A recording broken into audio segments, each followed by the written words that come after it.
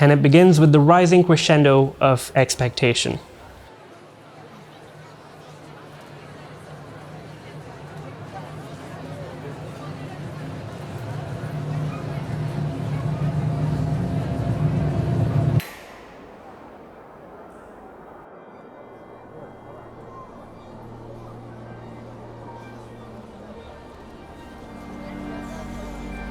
The aura is calm and formal, and it makes sense considering the film opens in an opera house. But as the show's about to begin, a single gunshot sets the wheels of everything in motion.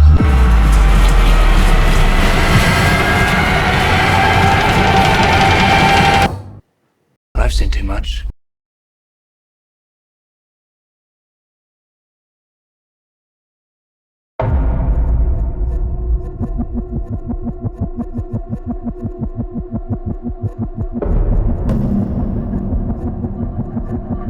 So the first 6 minutes of Tenet are set in and around the National Opera House in Kiev, Ukraine. Well, technically, it's not really shot in and around the set, but rather at, an in-renovation multi-purpose venue in Tallinn, which is called the Linna Hall, which is Estonian for City Hall.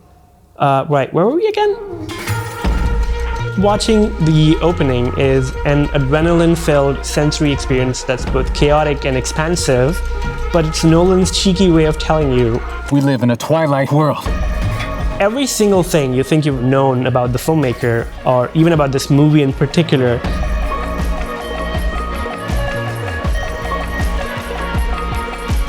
is rendered virtually useless. We live in a twilight world. And there are no friends at dusk.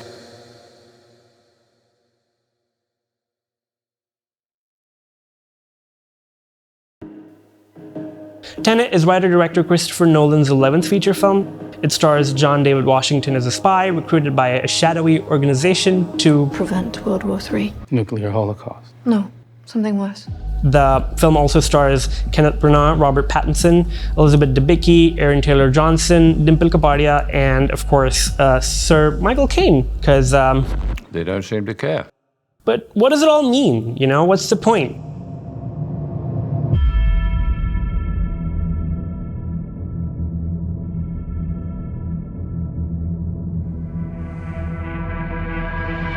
Unpacking this part will require us to travel back in time to Nolan's second feature film. Released publicly in 2001 after a successful run at the festival circuit, Memento is a psychological crime thriller about a man suffering from anterograde amnesia and his hunt for the killers of his wife. The film boasts two notable features. One, it's got an unreliable narrator, obviously. The second is basically what everybody and their grandmother, who's watched the movie would have you know. It's, the non-linear storytelling, which interestingly may or may not have been planned, but that's just a cool bit of info. I really wanted to explore Memento because the movie's actual pitch by Nolan's brother, Jonathan, was reported to be inspired by Argentinian writer Jorge Luis Borges' short story Funes el Memorioso, but, with a strange twist. In a question and answer session with director Guillermo del Toro, Nolan is quoted to have said, I think Memento is a strange cousin to Funes the Memorious, about a man who remembers everything, who can't forget anything. It's a bit of an inversion of that.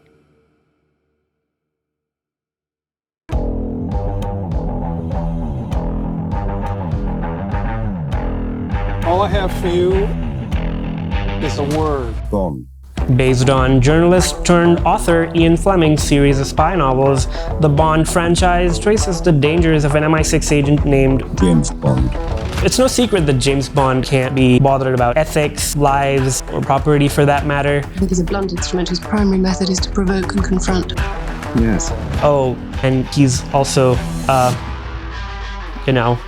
think you're a sexist, misogynist dinosaur. A relic of the Cold War. Thanks, Sam. Couldn't have said that better. Despite all that, people love what the movies have to offer. You've got globe-trotting action, a megalomaniacal bad guy, a world-ending conspiracy, and the race against time to save it, and a cool, calculated hero who can jump through buildings and engage in fistfights, while, still keeping suit fly as hell. In short, what's not to like.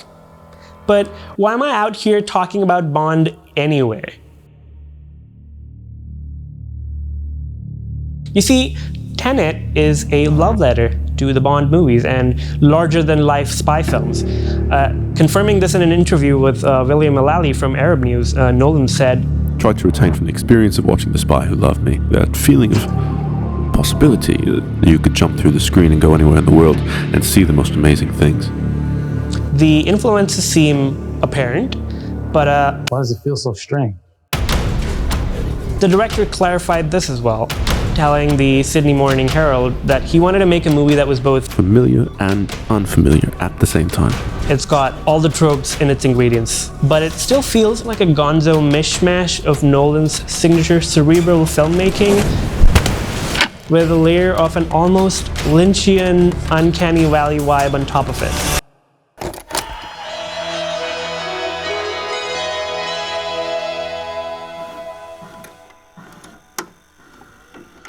I was obviously fascinated by how that came across, so I went down a whole other rabbit hole, and I found another interview in which the director said that he avoided watching James Bond during, the making because he wanted to work From a memory and a feeling of that genre, rather than the specifics. And it shows, because while the film looks and acts like your friendly neighborhood spy thriller that goes really well with overpriced popcorn, it feels like a surreal, 100% bonkers spy movie fever dream.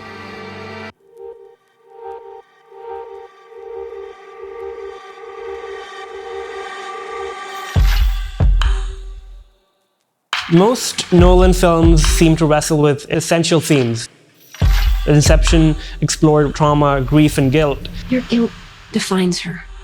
You are not responsible for the idea that destroyed her.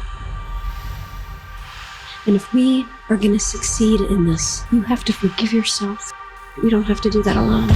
The Dark Knight trilogy put the very strictly defined ideas of morality to the test. You won't kill me out of some misplaced sense of self-righteousness. And I won't kill you because you're just too much fun. Memento was about revenge, but, not exactly in the way you'd think. You don't want the truth. You make up your own truth. How would I do that? You create a puzzle you could never solve. Interstellar boldly blended theoretical physics Maybe we've spent too long trying to figure all this out with theory. You're a scientist, Bran. So listen to me. with emotional phenomena by increasingly suggesting that every feeling could be as scientific as the research and hard facts you'd be able to crack. Love is the one thing we're capable of perceiving that transcends dimensions of time and space. So, what does Tenet mean? You got something. Almost a year ago, when I first watched the movie, Not gonna like it. if you'd asked me this question, I'd tell you that it means absolutely nothing. Whoa. I still find that take kind of valid in my head. Who's so dramatic? Let me explain. For a Bond film to be subversive, it needs to get down and dirty with postmodern discussions on its tropes best and worst. A good example is what directors like Martin Campbell, Sam Mendes, and Mark Forster were able to do with the Daniel Craig series. I wish I could set you free. But your prison is in there. So if Nolan wanted to subvert the idea of Bond in the 2010s and 2020s, he'd have to play it completely straight, which for the most part he did. I ordered my hot sauce an hour ago. Tenet is a love letter to spy movies, and after all, it just doesn't necessarily need to be a deconstruction. It's literally in the text when Barbara, played by Clemence Posey, tells the protagonist. Don't try to understand it. Feel it. Which brings me to right now. I watched Tenet way too many times for my own good, surprisingly enjoying myself each time, and I'll come to a broader conclusion. The film means whatever the fuck you think it means. So if you think it means nothing, you still get 2 hours and 30 minutes of a spy movie pastiche with bombastic action spectacle that you can feel in your bones. But it also contains enough attention to detail in its set pieces, characters, and the relative physics of its world for me to give my initial take some retooling.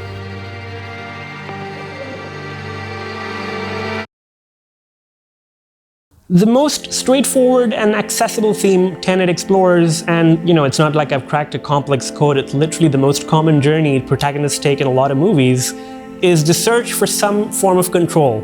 In a world that's given you so many trust issues, it's kind of difficult to come back from them. Welcome to the afterlife. In the film, the protagonist, like us, is thrust into a world that raises more questions than answers.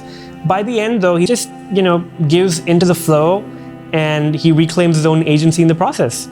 But that's not all, actually. Turns out Tenet explores so much more. Remember when I broke down a lot of James Bond's problematic behavior? So here's another theory. Tenet is a conscious deconstruction of leading men in spy films. We may or may not know anything concrete about the protagonist's past, but what we do know about his present from watching the movie is he cares deeply about other people and wants to do everything in his power to ensure as little loss of life as possible. Would you take a child hostage? A woman? If I had to. I'm not looking to make much noise here. I mean, it's a spy movie directed by Nolan, so having it be a postmodern, exploration of empathy or a subtle criticism of the lack of it, even in the genre, isn't, it's not surprising in the least to me. Personally, the more I've grown to watch Tenet, the more I've come to interpret that the film is about filmmaking and friendship. I mean, sure, it's no surprise that literally all of Chris Nolan's films are about filmmaking in some way. Like, it's literally in the text of the prologue and epilogue of The Prestige. Here, though, the connection to filmmaking is more to do with the SATOR square. Oh, the palindrome-filled square that's been referred to in some, subtle and some very unsubtle ways throughout the movie. But okay, people want to know what it means, yeah? I've spent what seems like months trying to trace its origins and various meanings, and after days and days and days of dead ends, I found myself reading a blog by Olivier Perret, who, attained his master's in Latin in ancient Greek history. So if his website is anything to go by, his focal point of interest seems to be the SATOR square. In one of his posts that breaks down the various meanings of the puzzle, he settled on a neatly backed up translation. Our proposal for the translation of this simple and profound square is the following. The sower, I bear witness to this, supports the whole universe with a sovereign force, and conversely, is the whole universe that, with his sovereign strength, maintains the sower. I bear witness to this. Now, check this out. If we're to use these translations as an allegory to filmmaking, and see the protagonist more as a self-insert than the equally valid audience insert, it's easy to distill what this movie means for Nolan and what it inversely means for, his creation's protagonist. Simply speaking, the creator of their world holds the strings to their own narrative, and by that logic, it's up to them to modify its entropy the way they please. Conversely, and here we come back to the reclamation of control, it also means that submitting to the world's apparent chaos is what keeps the protagonist alive. And what better way to journey through this chaotic world than with a friend? I absolutely adored the wholesome friendship the protagonist and Neil share throughout the film. The world around them seems to have turned upside down, but they've never ever let their personal relationship get in the way. While Neil gently explains whatever he can whenever the protagonist has trust issues, the latter literally only lashes out on him once and tries to get his point before making any judgment. This is the buddy cop trope with the buddy part given a lot of love and care. And I'm here for it. When the world is at stake, you don't need to be forced to live the life of, a lone ranger who's ditched all sense of emotion or, companionship. Being a good human being who understands the responsibility of saving an entire planet and all the people in it must be at the forefront of the list of qualifications you need to be a part of an organization like Tenet. And I'm here for it. If Tenet really fails at anything, it comes from the expectations versus reality problem. Superficially, it looks like the most uncomplicated Nolan film that doesn't, boast the genre deconstruction he's known for. Following in Memento, remixed the film noir, The Prestige, blended in elements of science fiction and psychological thriller with the period drama setup.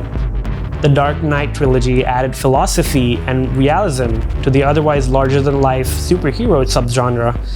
Inception made a heist film unlike any other. Dunkirk examines the war film from the lens of horror as a genre. And Insomnia is, it's Insomnia, I guess. But if you look closer, you'll find the director stuck to his MO.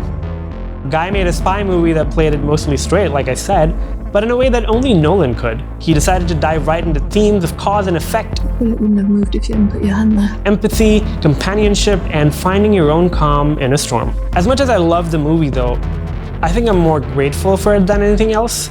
Last year was fucking awful, so I can say with complete confidence that it couldn't have released at a better time.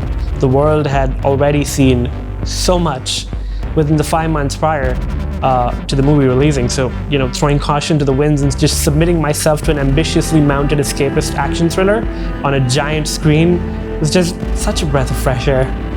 If you loved it, that's cool. If you didn't love it, that's cool. I've fallen down multiple rabbit holes over the last couple of months watching the movie too many times for my own good. So if my ramblings may have given you any bit of perspective or context, I'm super glad I could help.